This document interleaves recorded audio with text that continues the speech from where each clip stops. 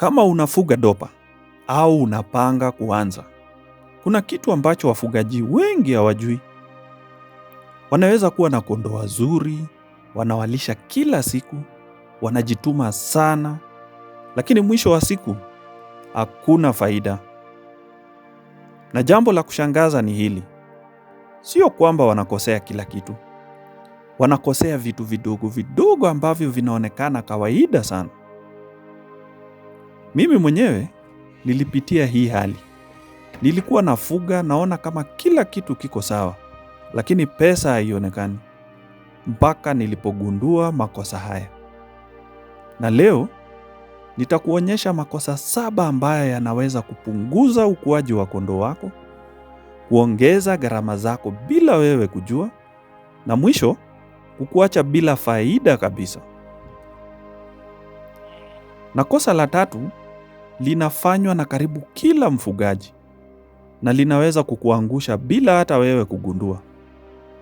Hakikisha unaangalia video hii mpaka mwisho, kwa sababu ukiepuka makosa haya, unaweza kubadilisha kabisa matokeo ya ufugaji wako.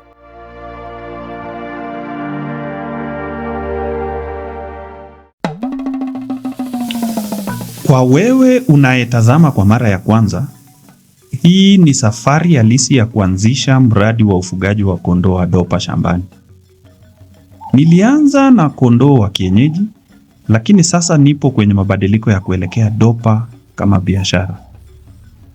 Kila video hapa ni hatua moja ya safari, bila kuficha gharama, changamoto au maamuzi ya shambani.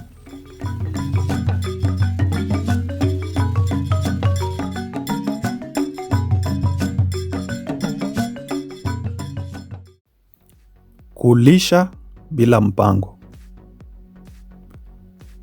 Kosa la kwanza ambalo wafugaji wengi wanafanya ni kulisha dopa bila mpango maalum. Wengi wetu tunafanya hivi bila kujua. Leo unaachia kondoo walishe hapa, kesho sehemu nyingine. Kesho kutwa unawapa kitu tofauti kabisa. Hakuna consistency. Lakini ukweli ni huu. Dopa sio kondoo wa kubahatisha kwenye chakula. Wanahitaji lishe yenye uwiano mzuri wa nguvu, protini na madini, ili wakue vizuri na kufikia uzito wa soko kwa haraka. Sasa shida inaanza hapa. Ukilisha bila mpango, kondoo wako wanakula ndio, lakini hawapati kile mwili unahitaji kwa ukuaji. Unaweza kuona anakula sana, lakini uzito hauongezeki kama inavyotakiwa. Ndio maana unakuta kondoo mmoja anakuwa vizuri, mwingine anakuwa polepole sana, wakati wanakula sehemu ile ile. Hii inamaanisha unapoteza muda, unapoteza chakula, na mwisho unapoteza pesa. Suluhisho ni rahisi, lakini wengi hawafanyi. Tengeneza mfumo wa kulisha. Mfano, asubuhi malisho safi au silage. Mchana wacha waende nje kwenye grazing. Jioni kuongeza kidogo supplement kama pumba au madini. Hii inasaidia kuhakikisha kila siku kondoo wako wanapata lishe kamili. Ukifanya hivi kwa consistency, yani kila siku, utaanza kuona tofauti kubwa sana kwenye ukuaji wa dopa wako.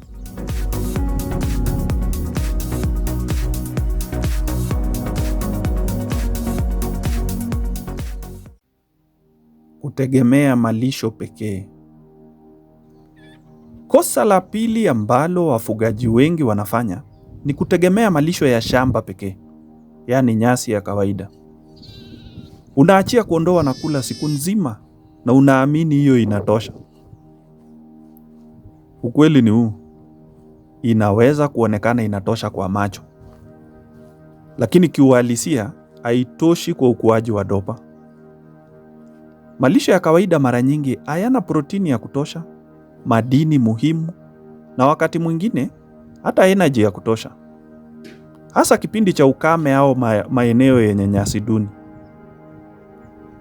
Kondoo anakula, anashiba, lakini mwili haujengwi ipasavyo. Hapa ndipo wafugaji wengi wanachanganyikiwa. Unaona anakula sana lakini uzito hauendi. Ndio maana unakuta wanachelewa kufika uzito wa kuuza. Wengine wanabaki wadogo muda mrefu. Na mzunguko wa biashara unakuwa polepole sana. Kama unavyojua, ukichelewa kuuza, unamaanisha unatumia gharama zaidi kulisha bila kurudisha faida kwa wakati. Suluhisho hapa ni kuongeza supplements. Hata kama una malisho ya kutosha, bado unahitaji kuongeza pumba, madini, ile mineral leak, ile mawe, au silage. Pia inaweza kuwa hay ile yenye ni bora, yenye imekatwa kwa wakati na imewekwa vizuri, ili kukamilisha lishe. Hii ndiyo tofauti kati ya kufuga kienyeji na kufuga biashara. Lakini hata ukilisha vizuri hivi, bado unaweza kupoteza pesa kama unafanya kosa hili linalofuata. Na hili ndilo baya kuliko yote.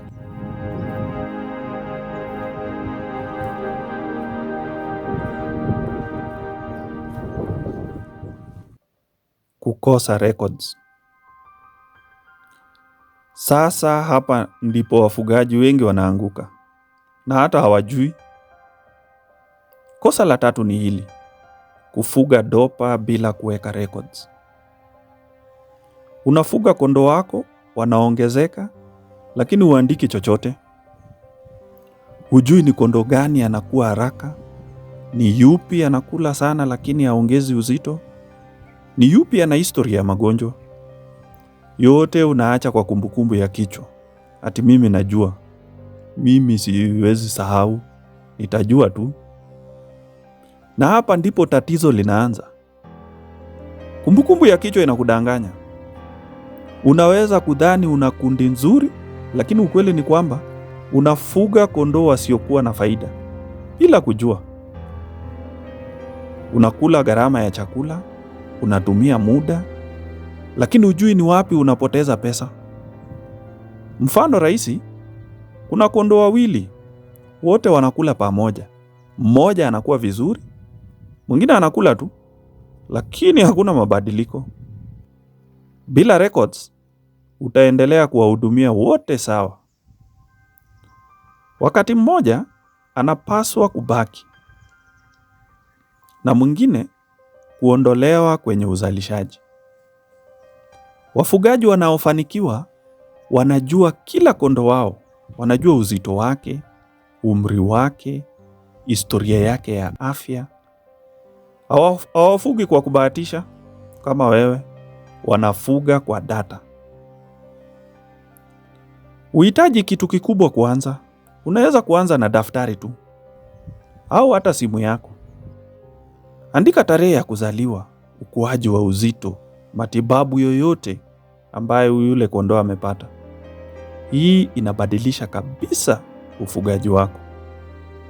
Ukikosa record, hata ufanye kila kitu kingine sawa, bado unaweza kupoteza pesa. Na sasa, kosa lingine ambalo linaathiri moja kwa moja afya ya kondoo wako ni hili ambalo linafuata: banda bofu. Kosa la nne ambalo wafugaji wengi wanapuuza ni ubora wa banda la kondoo. Watu wengi wanaamini banda ni sehemu ya kulala tu kwa kondoo. Lakini ukweli ni kwamba banda linaamua afya yote ya kundi lako. Banda likiwa na unyevu mwingi, liko na uchafu, au lisilo na hewa ya kutosha, linakuwa sehemu nzuri ya magonjwa kuanzia.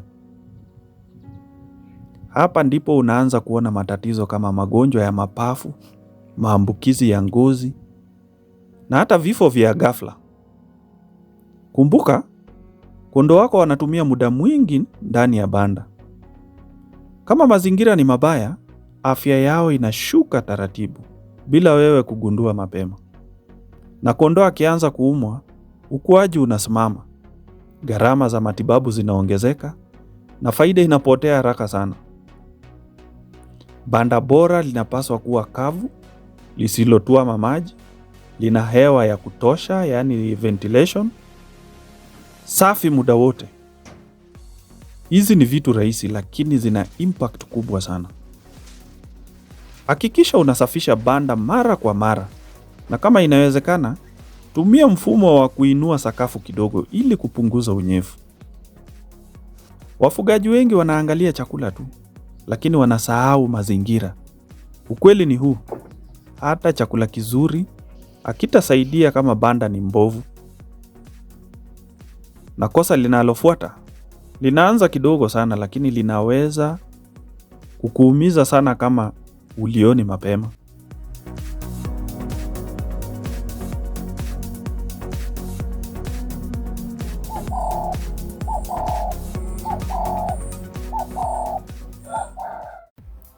Kupuuza dalili ndogo ndogo. Kosa la 5 ambalo wafugaji wengi wanafanya ni kupuuza dalili ndogo ndogo za magonjwa. Kondoo hawezi kusema anaumwa, lakini mwili wake unaongea kupitia dalili ndogo ndogo. Mfano wa dalili ambazo watu wengi hupuuza ni mate mingi mdomoni, kukosa hamu ya kula, kukaa peke yake mbali na kundi, kubadilika tabia ghafla. Wafugaji wengi wanaona hizi dalili lakini wanajiambia, itaisha tu yenyewe, atarudi kawaida. Na hapo ndipo wanakosea. Ugonjwa mwingi huanza kidogo sana, lakini ukipuuzwa unakuwa mkubwa haraka. Unaweza kuamka asubuhi na kukuta kondoo ambaye jana alikuwa kawaida, leo hali yake ni mbaya sana. Na wakati mwingine ugonjwa unaweza kuenea kwa wengine bila wewe kujua hata mapema. Suluhisho ni kuwa makini kila siku. Jifunze kuangalia tabia za kondoo wako. Wanakula vipi? Wanatembea vipi, ni kawaida ama nini? Wanakaa vipi? Ukiona kitu si kawaida, chukua hatua mapema. Kumbuka, kutibu mapema ni rahisi na nafuu, lakini kuchelewa kuna gharimu pesa nyingi, au hata kupoteza kondoo kabisa. Na kosa linalofuata linaanza mwanzo kabisa kwa ufugaji wako, lakini linaamua matokeo yao yote.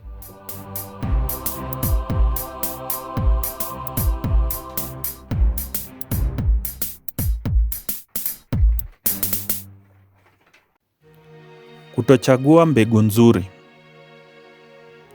Kosa la 6 ambalo linaathiri wafugaji wengi ni kuanza na mbegu isiyo sahihi. Wafugaji wengi wanaingia kwenye ufugaji wa dopa na kununua tu kondoo yoyote anayeitwa dopa.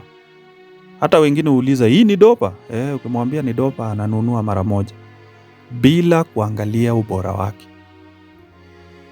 Lakini ukweli ni huu, sio kila dopa ana uwezo wa kukupa faida.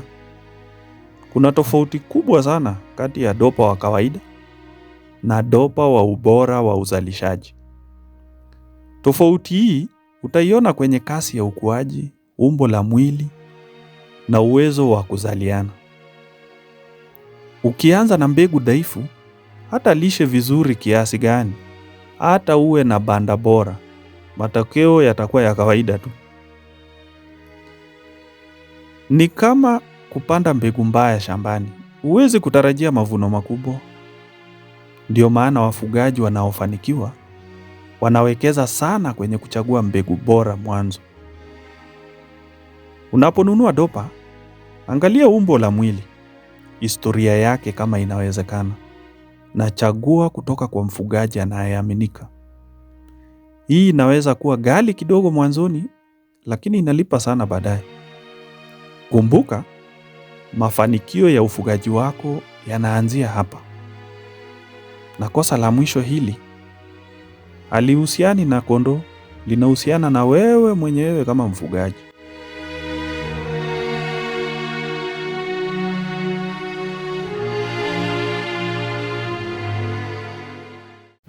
Kukosa uvumilivu. Kosa la 7 na la mwisho ni kukosa uvumilivu. Wafugaji wengi wanaanza na nguvu sana, wana matarajio makubwa, lakini wanataka matokeo ya haraka. Ukweli ni huu, ufugaji wa dopa hauleti faida ya ghafla, ni mchakato. Inachukua muda kuona ukuaji mzuri, uzalishaji na faida halisi. Ukikata tamaa mapema, unajikuta unaacha wakati mafanikio yalikuwa tu karibu kuanza.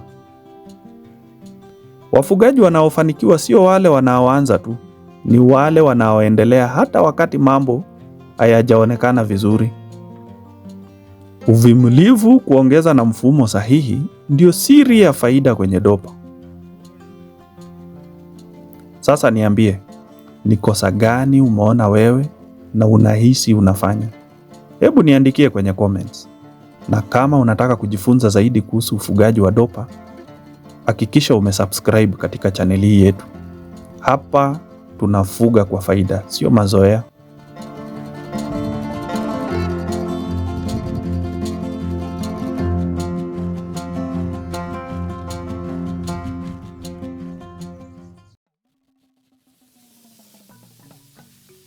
Hii imekuwa hatua nyingine katika safari ya ufugaji wa kondoo wa dopa. Safari hii inaendelea hatua kwa hatua. Kuanzia mwanzo kabisa, maamuzi ya shambani, changamoto, hadi mabadiliko halisi ya mradi. Kama umeingia katikati ya safari, usikose kuanzia mwanzo, kwa sababu kila hatua ina maana yake, na ukikosa moja, unakosa picha nzima. Dopa ni biashara, na hii ni safari ya kweli, ya kufuatwa kutoka mwanzo hadi mwisho.